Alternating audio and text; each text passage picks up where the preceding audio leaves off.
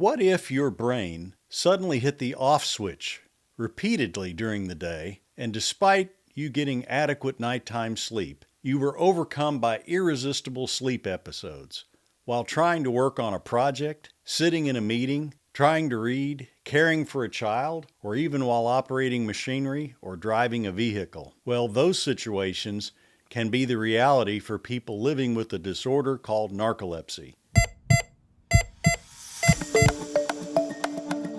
Hi, I'm Dr. Paul Wiley, neuropsychiatry and sleep medicine specialist, and the medical director of Preferred Research Partners.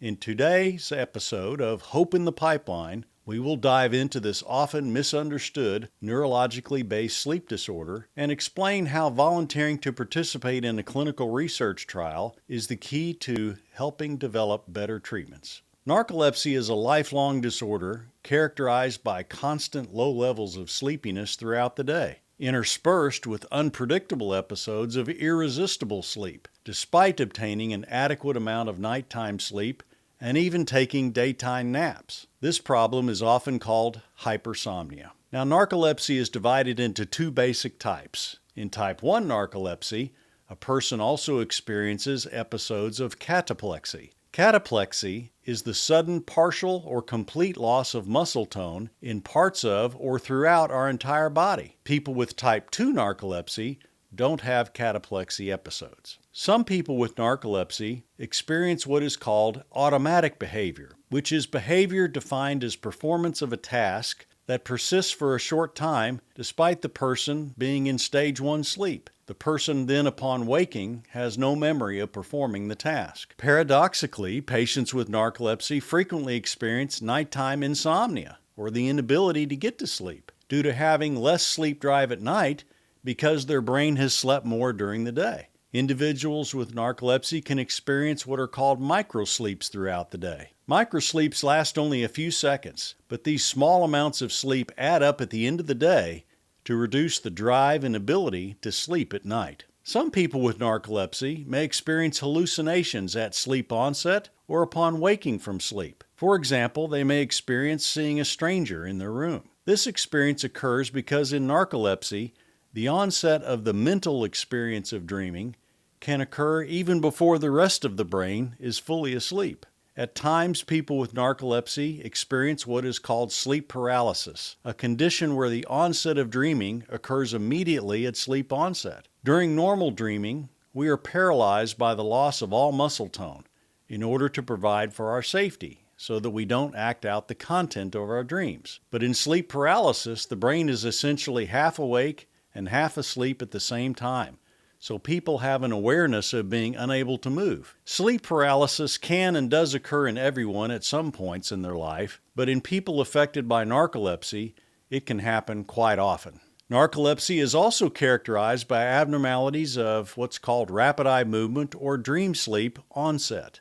Normally, we don't start dreaming until around 90 minutes after sleep onset, but people with narcolepsy can experience the immediate onset of dreaming, with the features of dream sleep often intruding into their wakefulness. When this happens, patients experience what is called cataplexy, the symptom that defines type 1 narcolepsy I mentioned earlier. Cataplexy is caused by the intrusion of rapid eye movement or dream sleep loss of muscle tone, called atonia, into wakefulness, resulting in weakness in certain muscle groups, ranging all the way to complete inability to stand and a collapse to the ground from temporary full paralysis while fully awake. Cataplexy episodes are often triggered by positive emotions such as laughter or excitement, but can also be triggered by anger or fear. Cataplexy has to do with the simultaneous dysregulation of our emotional processing center and our sleep processing center, both located in our brain, in areas known as the amygdala and the hypothalamus. The cause of narcolepsy can be genetic inheritance, excessive stress, which affects our inflammatory system, marked sudden extreme disruption of our sleep patterns, and narcolepsy is frequently caused by autoimmune reactions to a viral or tick infection. For example, in response to a viral or tick infection, we produce antibodies which kill the bugs. However, these antibodies not only can kill the infection, but in some people, the antibodies can attach to and permanently kill the orexin-producing neurons or nerve cells in our brain, which are located in the hypothalamus. Orexins, which are also called hypocretins, are neuropeptides that promote wakefulness and suppress rapid eye movement during sleep. They not only allow us to maintain wakefulness, but they are involved in the regulation of our food intake, energy expenditure, emotional modulation, memory processing, and stress regulation. Over the years, a number of medications have been used to treat narcolepsy, and some medications have been specifically developed to treat the symptoms of narcolepsy. For example, early on, we had methylphenidate, amphetamines, Cylert, and protriptyline, all medications initially to develop other medical conditions that we used to treat narcolepsy. Later in my professional career, I helped with the clinical testing of some forms of modafinil, forms of sodium oxybate, and more recently, pitosilant and solriamfetol have been developed for the treatment of narcolepsy.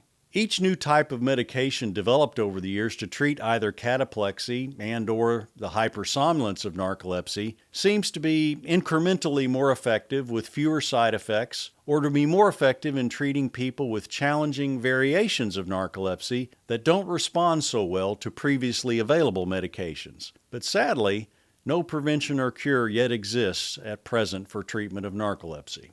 At Preferred Research Partners, we are currently helping test a new medication developed by a pharmaceutical company called Axsome that has been designed to treat both the cataplexy attacks and the excessive daytime sleepiness of narcolepsy while improving cognitive performance and work productivity. We are looking for individuals with narcolepsy to help further test the effectiveness of this medication. So if you or a loved one or a friend has narcolepsy and are interested in joining this clinical trial where you'll be compensated for your time and effort, please check out our website at preferredresearchpartners.com to learn more.